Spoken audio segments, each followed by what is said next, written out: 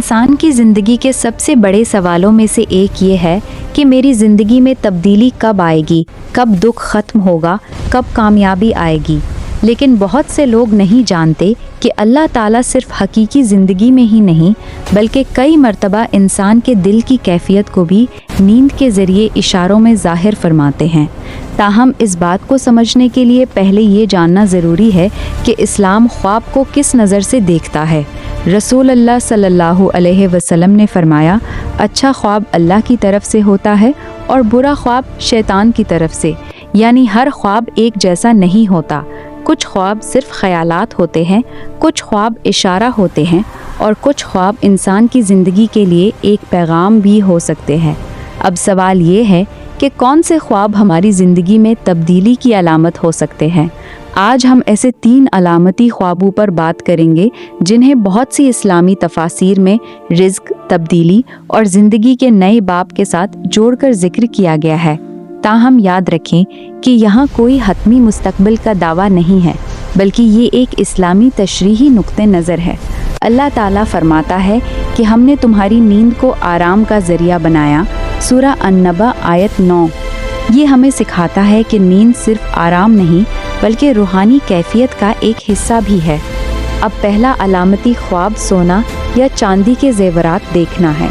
बहुत सी तफासीर में सोना और चांदी को दौलत, इज़्ज़त और मवाक़े की अलामत समझा गया है। यानी अगर कोई शख्स खुद को ज़ेवरात पहने हुए देखे तो उसे ज़िंदगी में नए मवाक़े, तरक्की या माली तब्दीली की अलामत के तौर पर ताबीर किया जाता है। लेकिन अगर कोई नुकसान या खो देने का मंजर देखे तो ये तंबीह की अलामत हो सकती है। हकीकी ज़िंदगी में हम देखते हैं कि बहुत से लोग अचानक मौक़े पाकर अपनी ज़िंदगी बदल लेते हैं, जैसे नई नौकरी, नया कारोबार या अहम ताल्लुकात। दूसरा अलामती ख्वाब पानी, दरिया या बारिश देखना है। पानी इस्लाम में रहमत और ज़िंदगी की अलामत है। कुरान में अल्लाह फरमाता है कि हम आसमान से पानी बरसाते हैं और इसके ज़रिए हम ज़िंदगी पैदा करते हैं। यानी पानी ज़िंदगी और तरक्की का मतलब है। अगर कोई शख्स ख्वाब में साफ़ पानी, बारिश या दरिया का बहाव देखे और उसे दिल में सुकून महसूस हो तो बहुत सी तफासीर में उसे ज़िंदगी में तरक्की, ज़हनी सुकून और नए मौक़े की अलामत समझा जाता है। लेकिन अगर पानी गुदला या गैर साफ़ हो तो इसे ज़िंदगी के कुछ मसाइल की तनबीह के तौर पर भी ताबीर किया जाता है। तीसरा अलामती ख्वाब सांप देखना है। आम तौर पर लोग सांप से डरते हैं, लेकिन इस्लामी ताबीर में सांप हमेशा मनफी नहीं होता। कई मर्तबा ये ताकत, मुकाबला या बड़े तब्दीली की अलामत के तौर पर देखा जाता है। अगर कोई देखे कि वो सांप को काबू में कर रहा है या सांप उसे नुकसान नहीं पहुंचा रहा तो बहुत सी तफासीर में इसे ताकत के हुसूल, रुकावटों पर काबू पाने और तरक्की की अलामत समझा जाता है। अब मंतकी तौर पर देखा जाए तो ख्वाब इंसान के लाशऊर का अक्स होते हैं, इसलिए कई मर्तबा ये ज़हनी दबाव, उम्मीद या खौफ की तस्वीरी शक्ल भी हो सकते हैं।